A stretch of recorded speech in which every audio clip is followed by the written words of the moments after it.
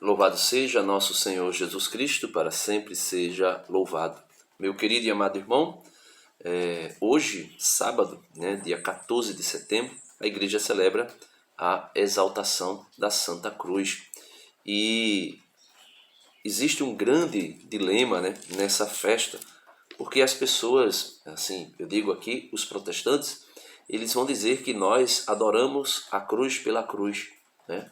Que nós fazemos uso da cruz. Eles chegam a dizer que a cruz é sinal de morte, dizer que a cruz é maldita, dizer que a cruz é uma maldição. Ao contrário, São Paulo vai dizer que nós pregamos Cristo e Cristo crucificado. Na carta de São Paulo aos Gálatas, no capítulo 3, São Paulo vai dizer: ó insensato Gálatas, quem vos seduziu? Vocês a quem eu apresentei, ele coloca a cruz, a quem eu apresentei diante de vossos olhos Cristo crucificado. E ali, com certeza, Paulo não falava somente em simbologia, com certeza Paulo tinha algum sinal, nem que fosse uma cruz assim, mesmo que não tivesse a imagem de Cristo, mas eu acredito que tinha, porque ele vai dizer: eu apresentei diante de vossos olhos a imagem de Cristo crucificado. Então, diante de vossos olhos, não era somente uma simbologia de Paulo, pelo menos eu acredito assim. E a igreja celebra a exaltação da Santa Cruz. Por quê? Porque a cruz, para nós católicos, é o fruto, é a árvore da vida, a quem nós comemos do fruto dela. Quem é? Cristo. Nós comemos Cristo. Isabel vai dizer, de onde me vem a honra que a mãe do meu Senhor me venha visitar, Bendita és tu entre as mulheres e bendito é o fruto do teu ventre. Então Jesus é esse fruto da árvore da vida, do madeiro da cruz, da árvore da cruz, do lenho da cruz.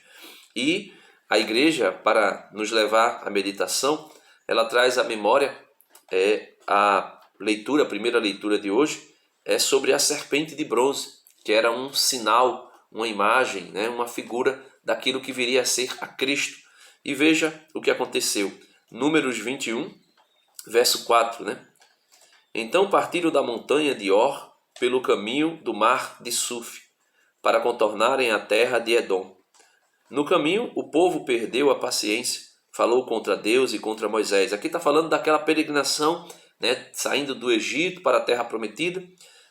Deus, por meio de Moisés, conduzindo o seu povo para a pátria, a terra prometida. E o povo começa a murmurar contra Deus e contra Moisés. Aí eles vão dizer qual era a murmuração, Por que nos fizeste subir do Egito para morrer neste deserto? Pois não há nem pão nem água. Estamos enfatiados deste alimento de penúria. Isso aqui eles falavam a respeito do maná.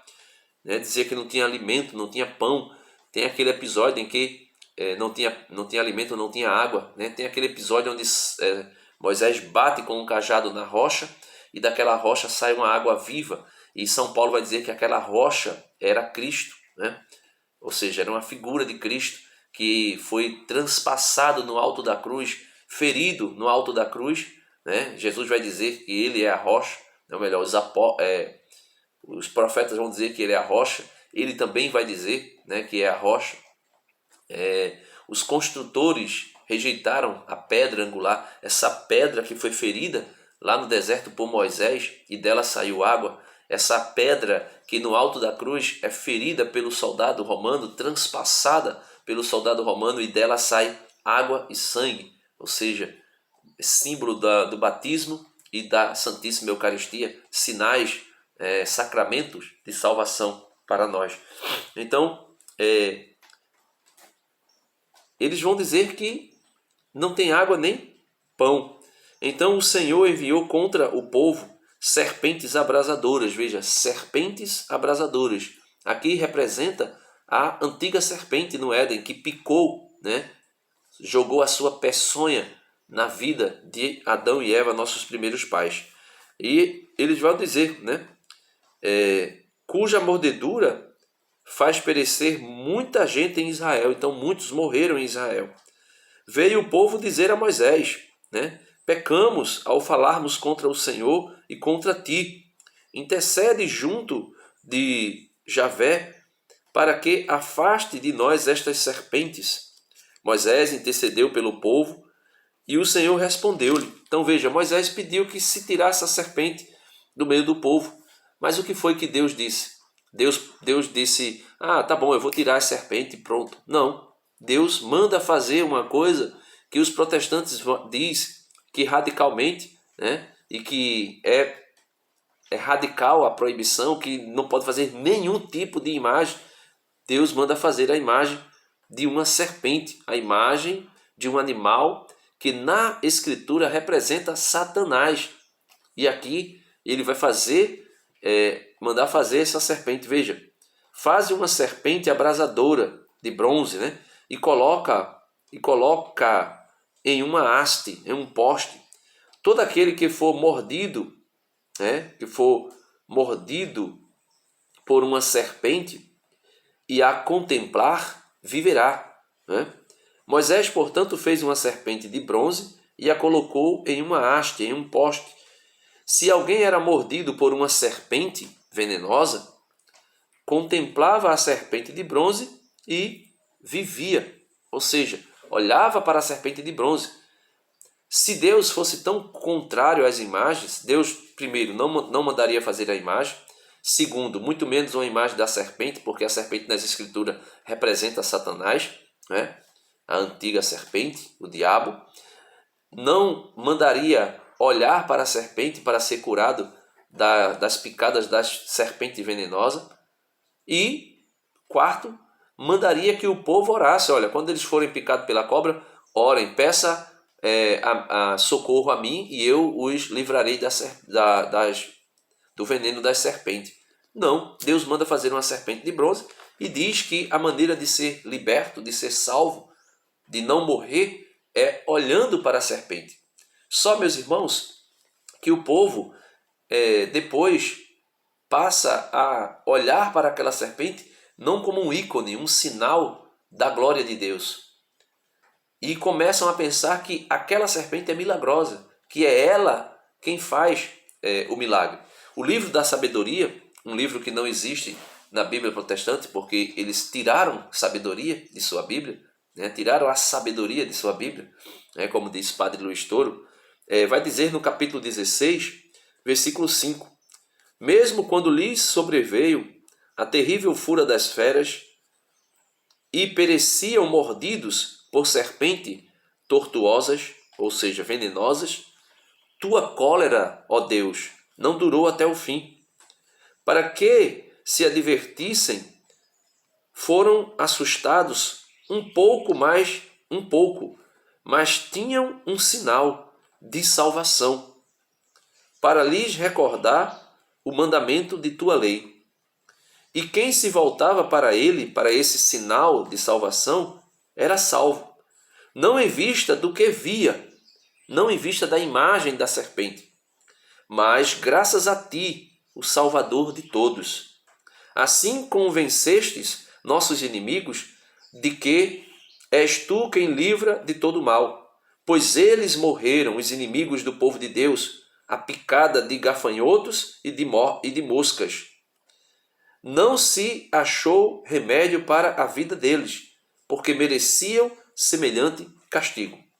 Quanto aos teus filhos, não os venceram sequer as presas de serpente venenosas, pois interveio a tua misericórdia e os salvou. E aqui, meus irmãos, nós temos também o segundo livro dos Reis, capítulo 18, e aí eu não vou ler para que o vídeo não se prolongue, mas você pode ler aí, segundo livro dos Reis, capítulo 18, a partir do versículo 4. Lá, o rei Ezequias, que fez tudo o que agradava a Deus, derrubou essa serpente de bronze, destruiu essa serpente de bronze, fez ela em pedaços. E por que ele fez isso? Né? Deixa eu encontrar aqui para mostrar como está de fato lá. Né? Livro dos Reis, segundo livro dos Reis, 18. Segundo livro dos Reis, 18:4. Vou mostrar aqui como aconteceu, porque uma coisa é um ícone, uma coisa é um ídolo. Veja, a partir do versículo 4, né? Deixa eu achar aqui, pronto. Vamos ler a partir do primeiro mesmo, do primeiro versículo, segundo Reis 18. No terceiro ano de Oséias, filho de Ela, rei de Israel, Ezequias, filho de Acais, tornou-se rei em Judá. Tinha 25 anos quando começou a reinar, e reinou 29 anos em Jerusalém. Sua mãe chamava-se Abi, e era filha de Zacarias. Ezequias fez o que agrada aos olhos do Senhor, imitando tudo o que fizera Davi, seu antepassado. Foi ele, Ezequias, que aboliu os lugares altos, quebrou as estelas, cortou o poste sagrado e reduziu a pedaços a serpente de bronze que Moisés havia feito, pois os israelitas até então ofereciam-lhe incenso, chamavam-na de Noastã, ou seja, a palavra Noastã significa nome próprio que faz alusão à matéria do objeto, o bronze, e a sua forma de serpente. A imagem passa por ser aquela que Moisés tinha feito no deserto e recebia culto idolátrico. Culto idolátrico. Sabedoria 16, do 6 ao 7, vai mostrar essa idolatria. Eles passaram a adorar o objeto ao invés de adorar mesmo, dizer que aquele objeto era o seu Deus, e não olhar para aquele objeto, cultuar aquele objeto, vendo nele a glória de Deus. Como acontece com a cruz. Nós cultuamos a cruz, chegamos até a dizer assim, nós exaltamos a cruz, adoramos o madeiro da cruz, mas não é o madeiro pelo madeiro, mas é a glória daquele que no madeiro nos salvou, como diz o evangelho de hoje, dessa solenidade, ou melhor, dessa festa. São João capítulo 3, versículo 13, diz assim: ninguém subiu ao céu a não ser aquele que desceu do céu, o Filho do Homem. Então ninguém subiu. Isso não significa dizer que ninguém foi levado, como por exemplo Enoque, Elias, a Santíssima Virgem Maria foram levados ao céu.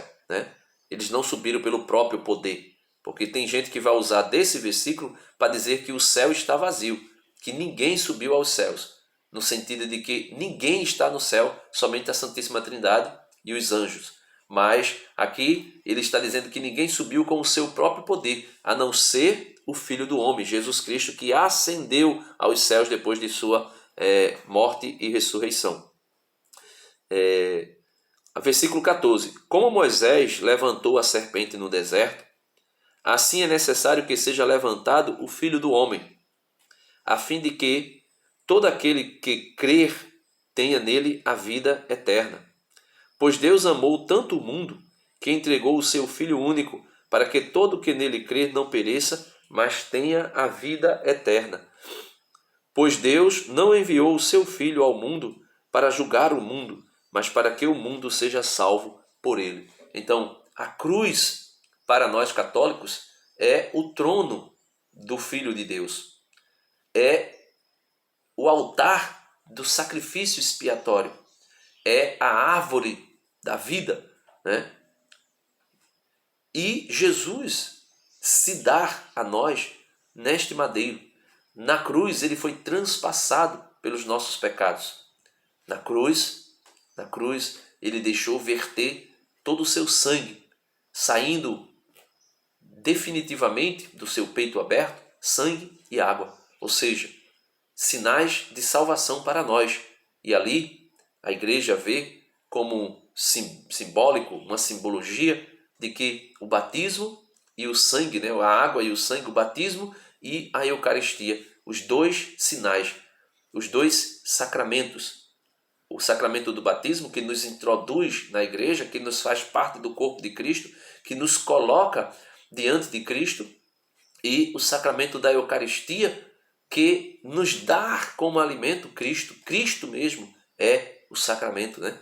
O sacramento do batismo tem uma matéria. A matéria é a água, né? Que é ali por meio dessa matéria que nós recebemos a graça de Cristo. No sacramento da Eucaristia existe também a matéria do sacramento, que é o pão e o vinho. Só que esse pão e vinho, depois de transubstanciados, se tornam no próprio Cristo, corpo e sangue de Cristo. Aí já não é mais apenas uma matéria, mas é o corpo, o sangue, a alma e a divindade de Cristo, que se faz presente no altar, no sacramento do altar, no véu do sacramento, oculto aos nossos olhos. Assim como a serpente de bronze era sinal de salvação, de maneira ainda mais concreta e mais verdadeira, a Eucaristia é a nossa salvação, é o próprio Cristo que se dá no alto da cruz. Então, que Deus nos abençoe, que Deus nos faça compreendermos que a cruz é salvação para nós.